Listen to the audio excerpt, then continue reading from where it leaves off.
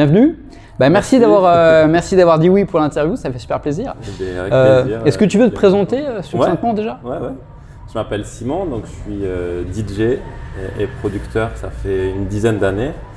Et je suis expatrié en Thaïlande, ça fait 5 ans. Je suis arrivé en 2016 en voyage, en sac à dos, comme beaucoup de monde. Et puis je suis tombé amoureux. Le backpacker, non?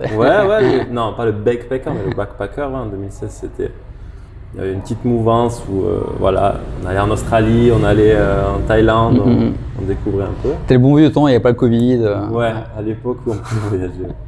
Ouais, ça a bien changé ça. Et puis depuis, je suis resté en fait. J'ai voyagé un petit peu entre temps, mais je suis. Mais la Thaïlande, c'était vraiment c'était un hasard ou c'était un but en soi quelque part? C'était un hasard. C'était mon premier vrai voyage tout seul. J'avais un petit peu voyagé avant parce que j'étais géo au Club Med. Donc génial. Jamais que en Europe, en France, dans les Alpes. Et quand tu es géo au Club Med, tu voyages mais tu travailles beaucoup en fait. Donc au final, tu profites pas vraiment de ton voyage. Donc j'avais besoin d'essayer le voyage tout seul et le vrai voyage, quoi, le voyage libre, quoi. C'est ça qui manquait. Ouais, géo, Club Med, on se rend pas compte, mais t'as un week-end comme un vrai travailleur? Un jour off. Ouais. Un jour off que tu passes à dormir parce que oui. Vu que tu travailles 16 heures par jour. C'est moins folklore qu'on se l'imagine, quoi. Quand tu travailles, c'est difficile. D'accord. Si t'es client, oui, c'est cool. C'est l'expression, on n'est pas au Club Med, ça vient de là. Mais le géo, non, il vit pas ça. D'accord. Donc Thaïlande? Thaïlande. Et après, voyager un petit peu aussi. J'ai pas fait que la Thaïlande, je voulais visiter l'Asie du Sud-Est, donc un petit peu Bali, la Malaisie. J'ai fait le Japon. Mais à chaque fois, mon point de retour, c'était la Thaïlande. C'était comme si c'était ma maison de voyageur en quelque sorte. Je revenais tout le temps en Thaïlande, 1 mois, 2 mois, 3 mois. Et au bout d'un moment, je me suis dit, ça fait beaucoup de fois quand même, donc est-ce que je ne prendrais pas un petit appartement? Est-ce que je ne ferais pas un visa étudiant pour rester un peu plus longtemps? Et de fil en aiguille, je suis resté là. Au début, j'ai commencé 1 an à Koh Tao. Après, j'ai fait 3 ans et demi à Phuket. Et maintenant, j'habite à Bangkok. Je viens de déménager à Bangkok. Ah oui, tu as fait vraiment… D'accord. C'est quoi les différences entre Koh Tao et Phuket déjà? Koh Tao, tu as vite fait le tour. C'est une petite île de, elle doit faire 15-20 km. Donc, en 1 mois, tu as fait tous les restos et tu connais tout le monde. Donc, c'est cool, c'est familial et tout. Tu peux passer quelques mois là-bas, mais vivre à très long terme, je pense que pour un Européen, c'est un peu dépaysant, quoi. T'as pas un McDo, t'as pas un centre commercial, t'as pas. Il y a un peu de francophonie? Oui, il y a beaucoup de Français. D'accord. Beaucoup de Français, beaucoup d'Européens. Je sais pas la situation Covid parce que je suis pas retourné depuis, mais c'était les clubs de plongée, un peu hippie, un peu tranquille, quoi. C'est facile de se faire des amis, une vie sociale là-bas ou... D'accord. Tout le monde se connaît. D'accord. Ça va très vite, Et par rapport à Phuket, du coup? Phuket, c'est bien plus grand, donc tu mets un peu plus de temps avant d'avoir fait le tour. C'est peut-être plus viable à long terme. Là, c'est beaucoup plus gros. Tu dis plus viable dans quel sens en fait? Dans le sens où tu t'ennuies pas au bout de 6 mois. Après, ça dépend du style de vie de chacun. Je sais qu'il y en a, ça plaît de vivre les pieds dans le sable et de boire des coconuts toute la journée, d'être tranquille, mais j'avais besoin d'un peu plus d'activité. Qu'est-ce qu'il y a à faire en fait? Tu es resté combien de temps sur cette île? 9 mois. D'accord. Qu'est-ce qu'il y a à faire? Rien. Je faisais de la plongée, donc j'ai passé pas le dive master, mais le rescue. Je suis allé jusqu'au rescue. C'est le niveau 1, 2, 3? C'est le niveau 3. Niveau 3, d'accord. Il y a le open water, l'advanced open water, le rescue, c'est pour le sauvetage en mer et sous l'eau. Et après, il y a le dive master, c'est pour être en quelque sorte le leader d'une plongée. Ouais, d'accord. Sympa. Et donc la plongée, ça c'est cool. Tu vois des trucs magnifiques, des tortues, des requins baleines, des trucs que tu veux. D'accord. Génial. Koh Tao sont exceptionnels. Qu'est-ce que tu fais de ta journée là-bas? Tu vivais comment financièrement déjà? J'avais mis de l'argent de côté pour voyager pendant 1 an au début. C'est ce que j'avais fait au tout début. Donc j'avais un peu mis ma carrière de DJ entre parenthèses parce que 9 mois à Koh Tao, je ne mixais pas là-bas, j'avais pas de date. Et c'est pour ça d'ailleurs que je suis retourné à Phuket après pour éventuellement plus évoluer dans mon métier. On en parlera après. Mais ouais, donc la vie n'est pas chère. La vie n'est pas chère. Pour 100 bahts, tu manges facile. Et puis, tu dépenses pas grand-chose. À part la plongée, quoi. Ouais.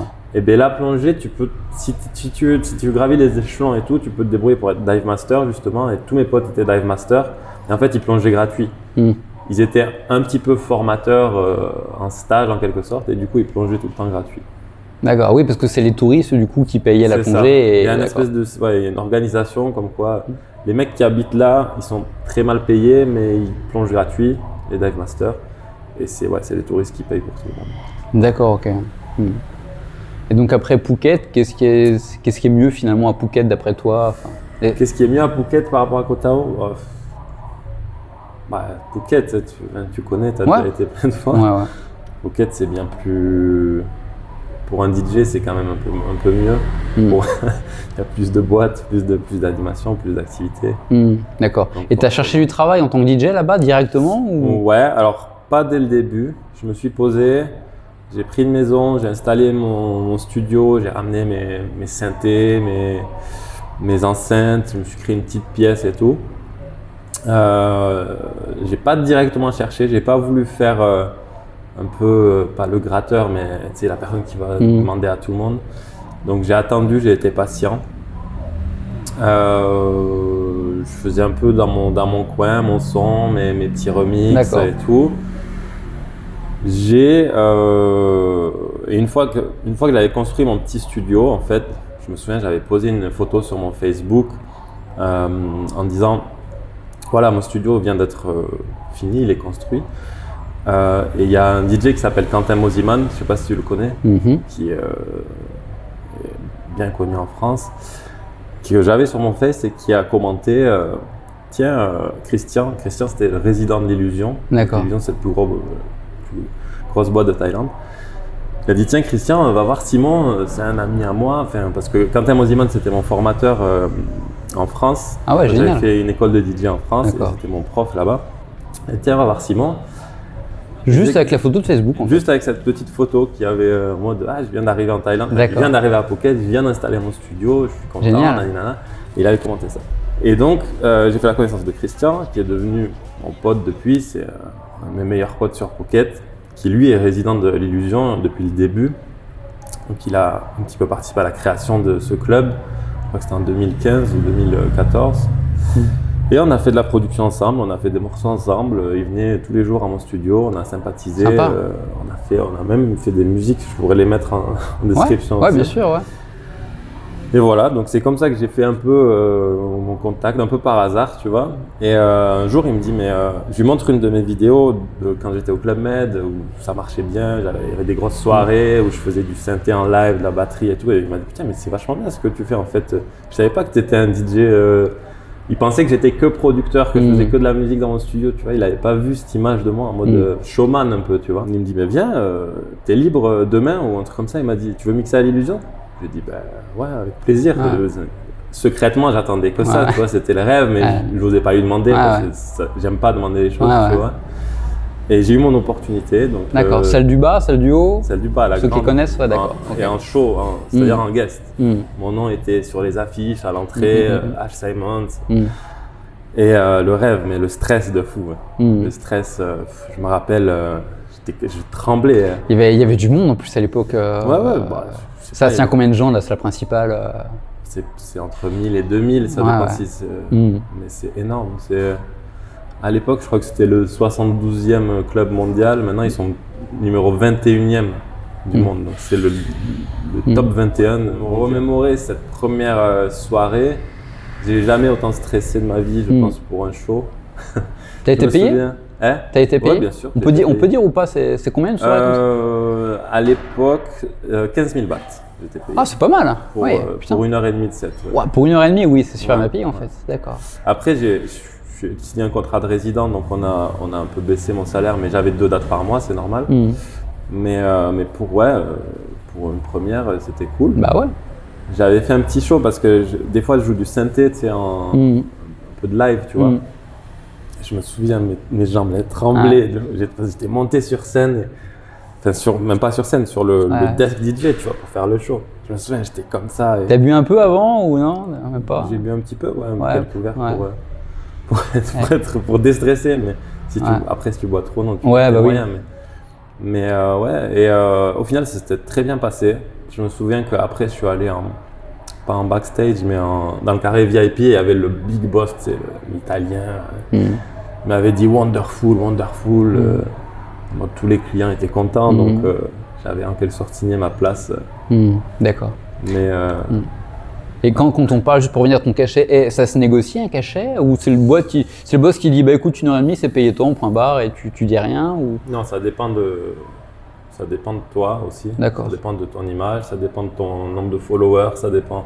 D'accord. Toi, c'est ce qu'on t'avait proposé d'emblée comme ça ou ça s'est négocié? C'est ce qu'ils m'ont proposé et c'est ce qui était plutôt dans les tarifs que j'aurais demandé en fait. Bon bah. Ouais. D'accord. Mais pour être honnête, même si j'avais pas été payé, je l'aurais faite quand même cette date. C'est sûr. T'as pas tous les. C'est une chance de mixer à l'illusion, c'est pas tous les 4 matins. Donc, mais bon, si t'es payé, c'est quand même mieux. Et après, donc, t'as été résident finalement? C'est ça. D'accord. Pendant de 2017 au Covid, jusqu'à. Et t'arrives à vivre avec 2 dates par mois à l'Illusion? Ouais. Enfin, moi je dis l'Illusion, mais ouais. Après, justement, vu que j'avais que 2 dates par mois, je pouvais en faire d'autres. Et j'étais pas exclusif.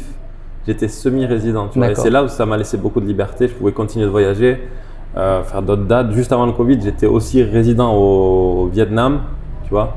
Donc tous les week-ends, j'allais au Vietnam et j'avais une date le mercredi à l'Illusion. Ouais, je voyageais beaucoup. D'accord. Donc il y avait ces opportunités. Mais c'est rentable avec l'avion d'aller au Vietnam? Il paye l'avion. Ah, il paye l'avion. Ah ouais, dès que D'accord. Dès que tu t'es booké quelque part, ils te payent l'avion, bien sûr. Ils te payent l'hébergement, l'avion, tu vas pas payer toi-même. Donc l'avion, l'hôtel. Bien sûr. Ah, sympa. Et l'hôtel, ça allait ou c'était vraiment le truc pourri? Non, là c'était un petit truc. C'était un petit condo. Vu que je venais 3 jours, c'était une semi-résidence, pareil. C'est le top en fait, les semi-résidences. C'est plutôt sympa. Ouais. Je faisais 3 jours, ils me payaient $250 par date. Donc je faisais un week-end, je prenais 750 et je revenais. J'ai fait en plus, tu payais pas l'avion, tu payais pas le... Ah ouais, nickel. Donc ça c'était cool, ça c'était bonne vibe et ça me laissait du temps aussi pour faire de la production, mon studio. C'est ce que j'ai fait par la suite aussi. Alors j'ai fait 1 an à Katu, c'est à Phuket, c'est un peu au milieu de Phuket. Et après j'ai déménagé à Patong pendant 2 ans. Et là j'ai créé un vrai studio à Patong, un vrai studio d'enregistrement. Je vais te montrer une photo aussi ou une vidéo. Où on l'a construit de A à Z avec une cabine d'enregistrement, des LED, un vrai piano, un vrai endroit pour faire de la musique. Et pendant 2 ans, j'ai fait plein de musique. J'ai accueilli des artistes. Tu étais tout seul ou? J'étais tout seul, mais on bossait beaucoup avec Christian, le résident de l'Illusion. Je me suis fait des potes comme ça en fait. C'est ça en fait. C'était ça mon idée, c'est je me suis dit. Soit je vais aller forcer les gens et essayer de les rencontrer pour en quelque sorte gratter des dates. Il y a beaucoup de DJ qui font ça et j'aime pas ça. Soit je crée une pièce où ça peut être un espace de collaboration et où les gens vont venir à moi. Ce sera un espace où on pourra boire un café, parler de musique, créer de la musique.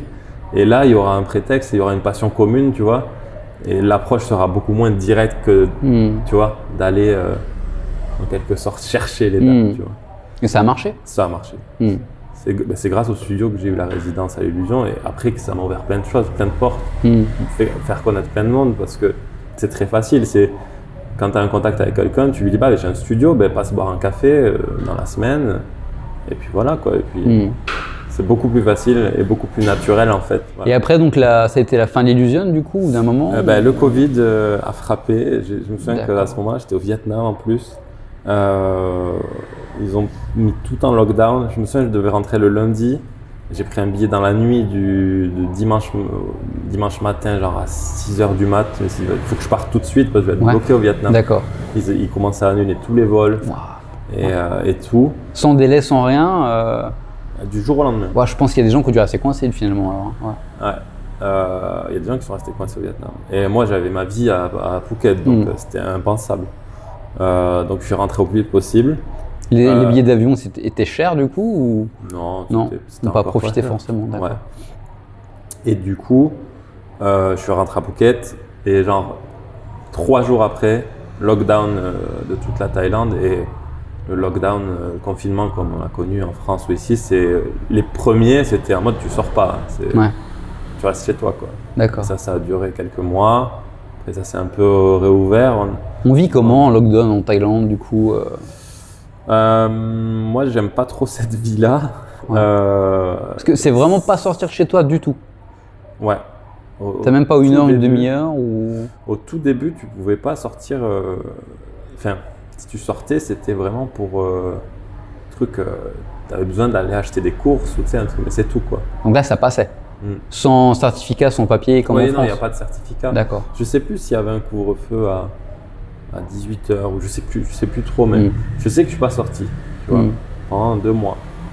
Après ça c'est un peu décanté, mais on a eu de la chance en Thaïlande au début, il n'y a pas eu trop de cas de Covid, donc je sais pas si c'est à cause du lockdown ou qu'ils ont fermé le pays, mais on est passé à travers un peu. Et ton studio était chez toi, tu pouvais aller dans ton studio. Ouais. Du coup j'ai geeké la musique, j'ai créé des dizaines de morceaux, si tu savais le nombre de morceaux que j'ai d'avance. Donc je suis tranquille pour ça, je me suis mis sur la création de contenu et prendre de l'avance. Je me suis dit comme ça, moi après je serai tranquille, tu vois, c'est le moment où il faut s'y mettre. J'avais pas d'autres excuses, là. Je pouvais pas dire oui, j'ai des voyages, non, il fallait s'y mettre. Et du coup j'en ai profité et puis voilà, mais depuis il n'y a eu qu'une seule date à l'Illusion, quand ça a réouvert un petit peu, c'était en décembre je crois.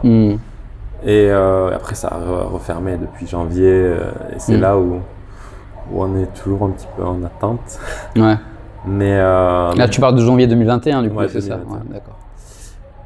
Et voilà. Donc, du coup, être DJ en 2021, c'est un peu calme. Ouais. Bah, tu m'étonnes. Donc, voilà. D'accord. Et comment tu vis financièrement, du coup Là, du coup, entre-temps, j'ai eu le temps de monter des business en ligne. D'accord. Et c'est avec ça que je vis maintenant.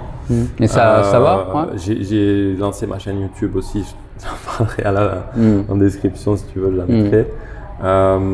Voilà, où on parle de marketing. Mais tu connaissais un peu tout ça avant, le business en ligne, le webmastering, WordPress Pas trop. Je me suis vraiment mis à ça pendant le confinement, justement. Tout seul? Ouais, en regardant des sur YouTube, des vidéos des grands marketeurs français, Théophile Hélier, Stan Lejoux. Bref, et après, plutôt maintenant je regarde les Américains parce qu'ils ont un peu plus d'avance. Et ça m'a pas mal plu, donc je me suis dit comment apporter cette vibe-là sur la musique, tu vois.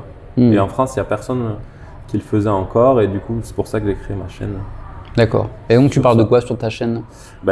Du marketing appliqué à la musique. D'accord. Donc, tu es un artiste, tu es un DJ, tu es un chanteur, tu es un guitariste. Comment toi, tu peux te promouvoir, enfin, des conseils pour se promouvoir. D'accord. Ta chaîne est en français, hein? Ouais, elle est en français. Donc, voilà, donc beaucoup de Spotify, on parle un peu de TikTok, Instagram, plein de tips, même des analyses. Ma dernière vidéo, c'est sur Billie Eilish, donc comment elle a géré son marketing. D'accord. Comment elle en est arrivée là.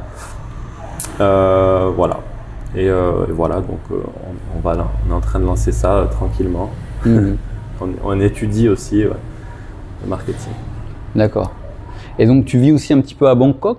Ouais, maintenant j'ai déménagé à Bangkok. D'accord. Qu'est-ce que tu en penses par rapport à Phuket ou au Koh Tao du coup? Alors Bangkok, j'ai déménagé en mars, donc j'ai fait quelques mois. Et là, juste le mois dernier, je suis retourné à Phuket pour le vaccin et renouveler mon visa d'un an. Mais non, Bangkok, j'y retourne tout à l'heure là. j'ai pas trop eu le temps de connaître aussi parce que depuis que je suis arrivé à Bangkok, c'est lockdown en masse. Donc. Tu vis dans un condo du coup? Ouais, dans un condo. T'as pas de jardin? J'ai un condo qui est pas mal, donc on dirait, c'est un espace vert avec des grands espaces verts. Il y a même des jardins où tu peux cultiver tes salades. Ah oui, tu peux vraiment avoir un jardin. Ouais. Tu peux avoir ta parcelle. D'accord. C'est les nouveaux condos. D'accord. Faut le payer ça ou c'est genre Je crois qu'il y a un petit abonnement. Ah, c'est marrant. Ouais. D'accord, je savais pas ça. J'ai pas encore expérimenté le truc, mais. Ah, c'est intéressant, ouais. Non, il est cool le condo où je suis. C'est piscine immense, c'est à côté du canal, donc t'as pas cette impression. Il est très calme. Genre, t'écoutes dehors, t'entends des oiseaux, tu vois des écureuils en mode. T'as pas l'impression d'être à Bangkok. Ah, c'est super, c'est super. Ouais, il s'appelle Kawa House. Là, tu auras des haters qui vont venir te voir. Ah ouais. Et voilà. Sinon, ouais, donc Bangkok, j'ai pas trop eu le temps d'expérimenter encore. Donc je suis en découverte. Je pense que, en fait, ce que je me dis, c'est Koh Tao, Phuket, Bangkok, à chaque fois c'est de plus en plus grand, donc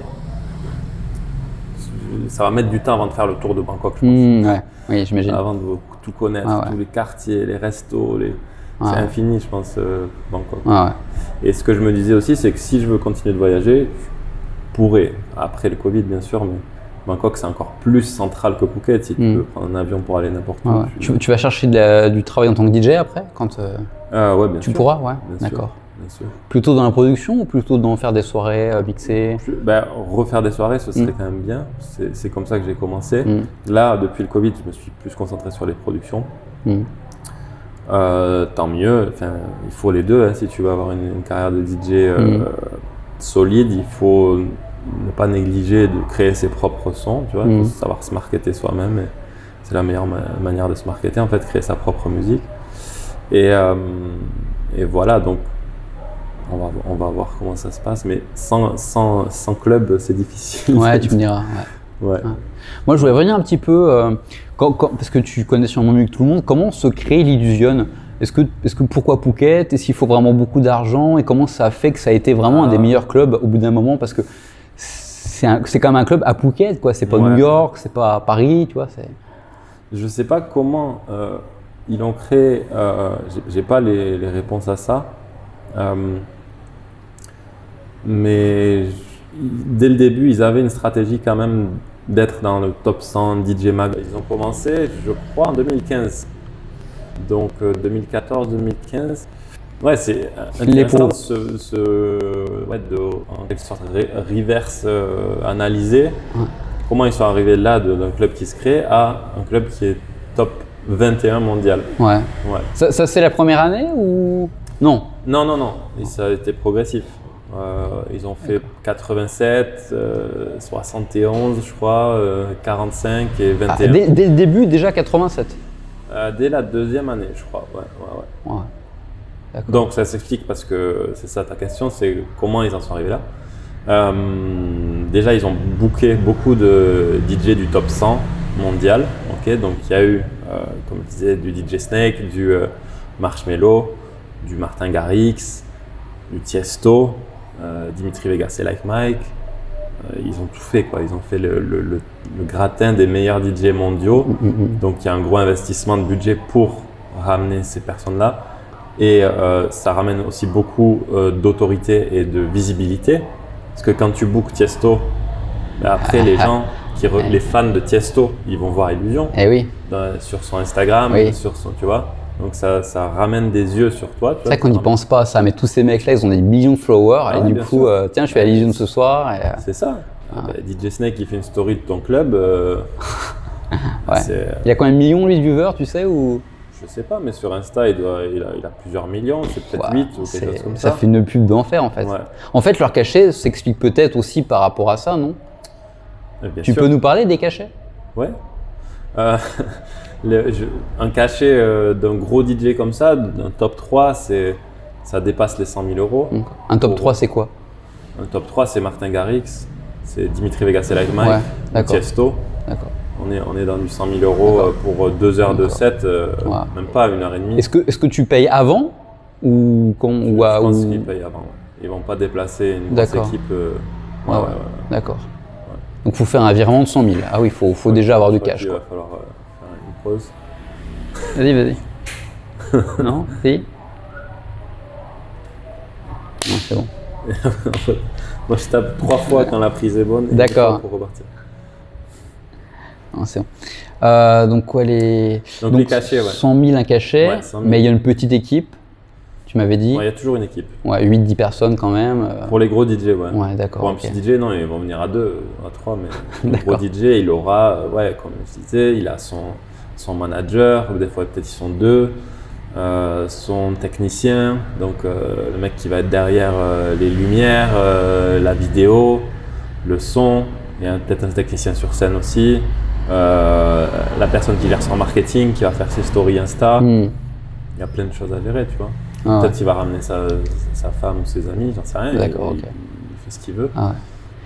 Et donc, ce qui m'étonnait, c'est que même toi, à ton niveau, on payait l'avion, donc eux, on paye forcément l'avion, l'hôtel, les machins. Et donc, ils viennent pour travailler. Donc, tu as 100 000 plus l'hôtel, plus ce qu'ils demandent en bonus. Ils s'en fichent de l'hôtel. Enfin, je veux dire, oui, quand tu es à 100 000 euros, après, bon. Ils font 300 dates par an, donc c'est normal qu'ils estiment avoir un peu de confort, ou, tu vois. Ils vont pas. C'est quand même. Non, mais ça chiffre. Parce qu'après, c'est l'hôtel pour 10 personnes, plus. Exactement. Soit une villa, soit. Non. Et tu me parlais des riders, c'est ça le mot? Ouais, rider. Le rider, tu peux expliquer? Ouais, c'est la fiche de demande de l'artiste. Donc ça peut être autant technique que des accessoires ou la nourriture. D'accord. Tu avais des exemples intéressants? Ouais. Le plus connu, c'est Steve Aoki. Vous l'avez reçu à l'illusion, Steve Aoki, d'accord. Bien sûr. Avec les gâteaux, la recette de gâteau qui est spéciale, il faut goûter le gâteau avant. C'est Steve Aoki qui goûte le gâteau? Non, c'est les mecs qui viennent un peu avant, ils checkent. Donc il y a un mec qui vient, qui envoie une recette de gâteau à un pâtissier, il faut trouver le pâtissier qui fait exactement la recette du gâteau. Et il y a un mec qui le goûte avant le show pour voir si le gâteau est… D'accord. qualité qu'ils veulent, tu vois. D'accord. Il demande quoi d'autre, Steve Aoki? Je sais pas, il demande il y a un bateau, il demande une pizza au fromage avec, je sais pas, du gorgonzola, j'en sais rien, tu vois, des trucs vraiment précis. C'est dans le contrat, tu vois. Mais c'est parce qu'ils sont un peu maniaques artistes, c'est ce côté-là Il y a un peu de bullshit dedans, comme je disais, c'est un peu une technique de manager de demander un petit truc en particulier pour… donner plus d'importance un peu à l'artiste, tu vois. Comme je disais, Mosiman, il va demander une chicha, par exemple. Une chicha, c'est facile, parce qu'à l'illusion, il y a des chichas. Donc… Alors que c'est un peu interdit en Thaïlande, mais bon. Il y a ça, mais voilà, ça va faire plaisir à l'artiste. La personne qui l'a booké ou qui organise va se démener un petit peu pour faire plaisir à l'artiste. Du coup, ça va créer une meilleure relation.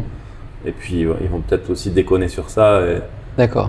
En mode, c'est bon, t'as tes Kinder Bueno, t'es content. Et tu me disais, Tiesto, c'est pareil, il y avait une histoire d'hélico, il y avait quoi? Il y a des trucs, je me souviens parce que après Tiesto, on était allé faire une photo avec lui. Tiesto, il est venu à Legion aussi. Ouais, bien sûr. Et en fait, il est parti direct, genre 5 minutes après la fin de son show, il était déjà dans le taxi pour rentrer, tu vois, parce que il y a trop de fans, ça peut créer des problèmes, tu vois, il y a trop de monde qui veut… Même le staff de l'illusion, moi j'étais dedans à ce moment-là, genre, ce qui avait été négocié avec le management de Tiesto, c'est 5 photos, je crois, ou 10 photos maximum. Genre, il y avait un nombre de photos limité. Avec le staff ou avec les fans? Avec le staff. D'accord. Tout le monde veut prendre sa photo. Le staff de l'illusion, c'est peut-être 200 ou 300 personnes. Moi, je ne l'ai pas avec Tiesto parce que je ne voulais pas trop forcer. Mais je l'ai avec qui? Avec Tujamo, avec Willy William, avec 2-3 DJ comme ça. Mais c'est vrai que t'as tout le monde, je sais pas, le petit photographe de l'illusion, le petit… Je savais pas que c'était limité en bien nombre sûr, de photos. Sinon, le mec qui fait un shooting, ça lui prend 2 heures de plus. Oui, j'imagine. Et puis voilà, c'est… Et tu dis que 5 minutes après, le mec repart carrément à son hôtel ou il repart, je suis même pas sûr qu'il parte à l'hôtel. Il repart peut-être en avion. Oui, il doit rendre avion comme ça, Ah ouais, il a pas le time. D'accord. Et tu disais qu'il lui fait un hélicoptère pour Tiesto, de l'aéroport? de l'aéroport à son hôtel. À Donc son il faut hôtel. trouver un hôtel qui a un héliport, tu vois. Waouh, il y a ça à Phuket? Ouais, je pense, ouais, bien sûr. D'accord. Bien sûr. Et après, il faut que le taxi, tu avais dit, il y a une histoire de distance aussi? Ouais, il faut que le taxi soit à moins de 50 mètres de la porte du club D'accord. pour pas qu'il y ait trop de fans qui D'accord. assaillissent Tiesto, tu vois. Oui, qui attendent dans la. Vous avez une porte dérobée à l'Illusion, par exemple? Non, elle donne dans la Ah rue. oui, c'est vraiment la porte. Donc si Elle tu donne veux voir avant un de DJ, autant arriver en avance, et t'es sûr de le voir en fait. T'es sûr de voir qu'il sort de son van, ouais. Ouais, ouais, d'accord. Il n'y a Ah pas ouais. d'autre porte, tu vas pas sortir par derrière. Donc D'accord. ça, c'est un problème. Hein. Il n'y a jamais eu de souci à l'Illusion à cause de ça? Non, pas eu de souci, mais il pourrait en avoir, je sais pas, un, Ouais, les- un fanatique, Ouais, ouais. je sais pas, ça peut arriver. Est-ce que les tailles sont plus respectueux que les autres en termes de toucher ou de s'approcher d'une star ou pas? Parce qu'il n'y a pas vraiment de taille en fait à l'Illusion aussi. Est-ce Si, que si, tu as il y a remarqué des une, tailles. est-ce que tu as remarqué une différence de respect? C'est pareil, je pense. D'accord. C'est pareil. Ils prennent beaucoup de photos, mais D'accord. ouais. Il est venu avec Et, beaucoup de garde du corps quand il est venu? il y en avait deux, mais c'était des grosses masses, des masses de 150 kilos en mode vas-y, tu l'approches pas. Le mec qui est dans le taxi il est rabaissé. Ouais, c'est ça, des tatouages et tout. Et je me souviens qu'il est parti très vite, du coup, tout ce qu'il avait commandé sur son rider, il y a la loge des DJ superstars à l'étage, à l'Illusion. Après, nous, le staff, on est allé boire un coup et manger, parce qu'il y avait, mais c'était blindé de trucs. Il y avait des bonbons, des sneakers, des D'accord. Kittles, des pizzas, mais je sais Et- pas, mais c'était un festin, tu vois. Et pourquoi il commande ça? Il y avait Pour un avoir petit le frigo choix? avec des Red Bull. Je sais pas, non, pour être bien, il commande toujours plus que. D'accord. Et donc après vous êtes bien gavé quoi. Ah ouais, on s'est tué. J'ai pété le bide. Au frais de la boîte quoi. Ouais. Bon c'est la boîte qui a payé mais. Ouais. D'accord. Ah ouais je savais pas tout ça, c'est marrant. Hein. Donc le mec Red Bull, pizza, Ah, machin. c'était un festin. Et les Un pizzas, repas je d'anniversaire. suppose qu'il fallait certaines. Ouais, bien sûr. Ah, elles sont écrites sur le rider. Ces Ouais, ouais, pizzas. c'est ah ouais, c'est pas n'importe quoi. Avec de la roquette, Ouais, la coupé recette. comme et ça. Ouais, bien sûr. Ouais, c'est. Ah, mais ça, on s'en rend pas compte en fait quand on voit un DJ, ce genre de choses comme ça, d'accord? Rider, et puis il y a le rider technique aussi. Genre, il a besoin de telle puissance en retour, avec telle platine. Des fois, ils en louent 4 alors qu'ils n'en utilisent que 2. Ils sont capables de faire changer, tu m'avais dit, certaines enceintes, certains trucs jusqu'à ce point quand Ah même. ouais, Tiesto, il avait fait changer la sono des retours. Ouais. Donc, Chez qui? Chez vous? Ouais, donc ils ont dû louer une sono en plus. Elle était tellement grosse, Ouais. j'avais joué le lendemain moi de Tiesto. Ouais. Je me suis explosé les oreilles, j'étais plus habitué à celle-là. Ils avaient mis un Function One, c'est Ah oui, les fonctionnent, ouais. J'allais t'en parler après en plus. mais en retour, donc que D'accord. pour une personne, Ouais, pour ouais. le DJ. Elle était ultra forte ce truc. Et peut-être un peu sourd maintenant, Tiesto, Ouais. je sais pas. Ah, Tiesto, il est sourd comme une. C'est sûr. Ah oui? Ah, il n'entend plus rien. D'accord. Tu peux pas être derrière lui pendant qu'il mixe. D'accord. C'est- Eh Ouais, non, c'est- pff, d'accord, Ah ouais, il peut ouais, dormir ouais. comme ça. Ah, ouais. Tu te rends pas compte, mais c'est un gros problème. D'accord. Ah, si ça fait 20 ans qu'il fait ça, ses oreilles elles sont mortes. Mm, Je mm, me demande comment il peut encore faire de la musique. T'as des petits trucs comme ça, des petits machins sympas à raconter sur les DJ Des en anecdotes. termes d'anecdotes, de riders, de trucs, de. Bah ouais, à part Steve Aoki, c'est le plus rock'n'roll. Ouais. Non, j'ai pas de. J'avais entendu parler que Steve Aoki se faisait un petit peu rejeter parce qu'il venait d'un milieu un peu aisé et les Ouais. gens ont un peu moins accepté au début parce que lui, il devenait milieu plus pauvre. Est-ce que c'est vrai ça par exemple ou... T'as Ils entendu l'ont- parler de ça? Ils l'ont moins accepté parce que. Au début parce qu'il venait d'un milieu un peu aisé, ça a été plus facile pour lui de percer à cause de ça. Je sais pas si c'est vrai, on dit tellement de trucs. Je sais pas. D'accord, Je connais pas sa bio en particulier, mais c'est possible. Ouais. De d'accord. toute façon, à partir du moment où tu t'exposes et que tu deviens un peu une pop star, bah, je sais pas, tu auras toujours des critiques. Et donc t'as des autographes ou un peu Non, ou pas non? d'autographes, mais des photos, ouais. Des photos, ouais, d'accord. Ok. Les autographes, non, c'est old school, ça. D'accord. T'as jamais essayé de glisser une de tes prods à eux sur une clé USB Bien sûr ou... que si, on l'a fait. Si? On l'a fait avec. Attends. Plastic Funk Ouais. et. Comment il s'appelle? Je sais plus, mais en tout cas, il nous a joué dans son show, son radio show juste après. Putain, j'ai plus son nom. C'était pas Plastic Funk, c'était un autre. Et bien sûr, ça nous a apporté des streams et tout, de la Ah ouais? visibilité. Ouais, C'est génial. Bien sûr, bien sûr. C'est génial. Mm. T'as pas peur de faire piquer ta musique comme ça ou... Non, quand même pas. Non? D'accord. Pas. Ouais, ils en reçoivent plein, mais c'est vrai que c'est l'occasion de se marketer. Ouais. Et donc le mec t'a joué, c'est génial ça. Ouais. D'accord. Ah, tu m'as pas dit tout ça, un petit cachotier. Ouais. D'accord. C'est des petites techniques. Et c'est comme ça que par exemple Skrillex a percé. Il est allé voir Deadmau5 et il lui a donné une clé USB. Ah, c'est Deadmau5 qui est responsable du perçage de Skrillex. Exactement. D'accord. S'il n'avait pas fait ça, il serait peut-être encore inconnu et le dubstep n'aurait pas explosé. Il y a Martin Garrix aussi qui faisait grâce à Tiesto, c'est Tiesto qui l'a pris sous son aile. Donc ce genre de petits détails, de petites phases, ça peut te lancer une carrière.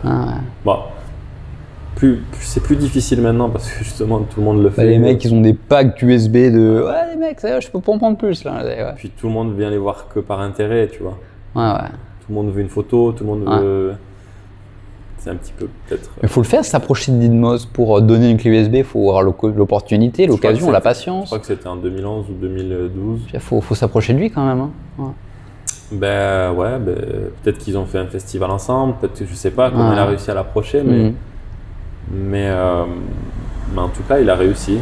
Il y avait quoi dessus? Il y avait les premières qu'il a sorties. Les premières qu'on voit de Skrillex, c'était celles-là déjà ou c'était encore plus ancien? Je sais pas s'il avait déjà sorti des trucs comme First of the Year. Ouais, des trucs comme ça, ouais. Je sais pas s'il les avait encore sortis. D'accord. Mais il y en a plein d'histoires comme ça de petits DJ qui vont voir des gros DJ et le gros DJ lui donne la force. Armin van Buuren, il y a toujours marqué Gaïa, je crois que c'était Gaïa. Armin van Buuren présente Gaïa, il y a le titre de la musique. Ouais. C'est que voilà, il met son nom juste devant, je sais plus si c'est Gaïa ou un truc. Fit Gaïa. Ouais. Avicii avait commencé comme ça. Sur les forums de Laid Back Luke. Donc Laid Back Luke, ça fait longtemps qu'il est dans le game. C'était un peu comme Joachim Garraud à l'époque. Ils avaient des forums de DJ, de producteurs où les mecs ils envoyaient des sons et ils se donnaient des retours, des feedbacks, tu vois, en mode écoutez-moi ça et tout. Moi je croyais que c'était Levels qui avait vraiment fait exploser Avicii en fait. Non, il a explosé avant. Il avait Sick Bromance, tu vois, c'était avant Levels. Levels, ça l'a propulsé au rang international, mais c'était déjà quelqu'un qui avait du succès. D'accord. Et du coup, il avait posté, je me souviens, je crois que c'était juillet 2008. Son nom c'était Tim Berg, son vrai nom, Tim-Berg, ou je sais plus, tu vois. C'était même pas encore Avicii. J'ai créé ce son, est-ce que vous pouvez me donner vos retours?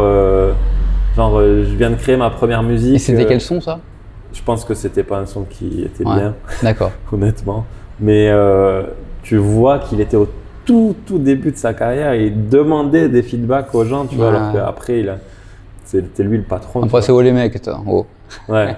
Non, mais bien sûr, tu vois, donc c'est ça qu'il faut pas oublier, c'est que chaque gros DJ a été un tout petit DJ à un moment donné. Là, DJ Snake, il a joué à Brooklyn ou je sais plus où, devant je sais pas combien de milliers de personnes.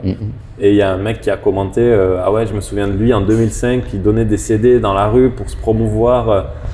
Tu vois, c'est les mecs qui ont vraiment 16 ans après. Il a hargne quand même. Hein. Ouais. Il a pas arrêté. Donc si t'arrêtes pas et que Daft Punk avait été un hymne dans les arènes de Nîmes, va mettre Daft Punk dans les arènes de Nîmes maintenant, elles vont s'effondrer quoi, les arènes, il y aura trop de monde qui. C'est trop petit. C'est trop petit. Donc chaque artiste a été tout petit à un moment donné. Chaque youtubeur a été tout petit à un moment donné. Bah oui, forcément. Faut commencer quelque part et faut pas s'arrêter si c'est vraiment ta passion. Pas de raison que t'arrêtes, je pense. C'est que des hargneux qui ont réussi, des mecs qui ont vraiment voulu réussir et qui ont tout sacrifié quoi. Voilà, c'est ça, exactement. Donc voilà, sacrifice vie de famille, sacrifice. Donc c'est pour ça quand tu disais les avions, les hôtels. C'est payé. Heureusement que c'est payé. Il va pas payer pour aller travailler. C'est son travail, tu vois. Alors que nous, on paye le BTS, le taxi pour aller bosser. Putain. Non, mais bien sûr. Mais c'est pas. Je veux dire, c'est pas à chaque fois une partie de plaisir quand t'as 6 shows en une semaine et que tu dois faire 3 continents et que tu es jet-lagué, tu dors plus. T'as pas le temps, t'as pas l'envie. Puis t'as aucune envie. C'est sûr. T'es au ras de ton moral, il est au ras des pâquerettes. La plupart, ils ont des problèmes de santé mentale. J'avais vu David Guetta qui dormait que quand il pouvait, dans les voitures, dans les avions seulement. Et encore, David Guetta, il est plutôt healthy, il boit pas, il fume pas, il prend pas d'alcool, il prend pas de drogue. Mais si en plus tu te rajoutes tu fais pas de sport et tout, mais tu peux pas tenir, sur le long terme. Il y en a la plupart des gros DJ maintenant, les vieux de la vieille, les Laid Back Luke et tout, ils sont très healthy, ils font du sport, tu vois, il fait du kung-fu. Mais c'est pas une vie comme on l'imagine. Ah ouais, la coke avec la paille sur le vinyle, non, Ouais, non, ça n'existe plus, je pense. Même pas à leur âge, quoi. Peut-être qu'ils l'ont fait quand ils étaient jeunes. Voilà. D'accord. Et tu avais juste un truc intéressant à me dire, c'est comment on fait voter les gens. Ouais. Comment tu fais monter un club ou comment tu fais monter un DJ dans le top DJ, dans le top des clubs? Ah, le top 100 DJ Mag, Ouais. c'est que par vote. Donc, si tu as un gros club avec beaucoup de clientèle qui arrive, l'illusion c'est parfait pour ça. Il y a des millions de personnes qui transitent par Phuket et qui connaissent forcément l'illusion vu que c'est le club numéro 1 sur l'île. Donc tu te retrouves avec beaucoup de following, beaucoup sur Insta, sur Facebook, les réseaux sociaux et tout. Et la campagne de vote de DJ Mag, c'est pareil que pour les DJ, ça dure 1 ou 2 mois, je ne sais plus exactement. Et durant cette période-là, tu fais voter les gens. Donc ce qu'ils font, c'est que la technique, même les DJ font ça dans les festivals, c'est que tu ramènes des meufs avec un iPad à l'entrée du club et tu fais voter plutôt jolie et pas trop frileuse. Voilà. Et tu fais voter. D'accord. Et ça, c'est légal, enfin, c'est dans les règles, quoi, je veux dire. C'est dans les règles de DJ Mag. D'accord, ok. Il y a un certain process. Je crois que tu n'as pas le droit de le faire contre quelque chose. Tu n'as pas le droit de le faire dans un événement qui n'est pas lié à la musique. D'accord. Donc si tu te fais gauler en train de le faire autre part qu'à l'entrée d'un club, d'accord, tu vois, tu peux te faire disqualifier. Il y a des règles, ouais. D'accord. Mais ouais. Ah ouais, non, mais c'est intéressant ça, parce que ça on ne sait pas. C'est un système de vote, que c'est machin. On se demande toujours comment ils arrivent à être top et tout. C'est un vote par popularité. Donc un mec qui est bon en réseau social, en machin, en vote, finalement, il peut bien gagner des places, quoi. Il suffit qu'il ait un gros brassage de monde devant son club et déjà ça aide, quoi. Ah oui, ça c'est sûr. D'accord. C'est sûr que il y a 2-3 escrocs dans le top 100. Ah ouais, non, mais c'est intéressant. Ok. Le mec qui est bon en marketing. Ouais. Est-ce que tu as quelque chose à rajouter que tu avais peut-être oublié de dire ou par rapport à ta chaîne ou par rapport à... Ma chaîne, si vous êtes un artiste musical français, un chanteur, un guitariste, un DJ, un beatmaker, venez sur ma chaîne, elle s'appelle Ash Vibes. A-A-S-H. Voilà, on la mettra en lien, de toute façon, t'embête pas. Ouais. Et voilà, on parle de musique et de marketing. Et voilà, donc... Voilà. Écoute, donc là, je te remercie d'avoir accepté cette interview, c'est cool. Il y a plein de gens qui disent oui, mais non, on va me voir, j'aime pas. Donc c'est vrai que c'est cool en Thaïlande, tu sais, avec les visas en carton et les gens qui fuient la prison. C'est un peu la galère, mais. Ça va, on est tranquille ici. Ouais.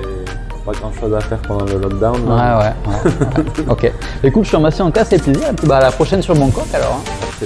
Et un grand merci à mon tipeur qui me fait dire la phrase suivante. Des femmes peuvent très bien lier amitié avec un homme, mais pour la maintenir, il faut peut-être le concours d'une petite antipathie physique. Merci à toi!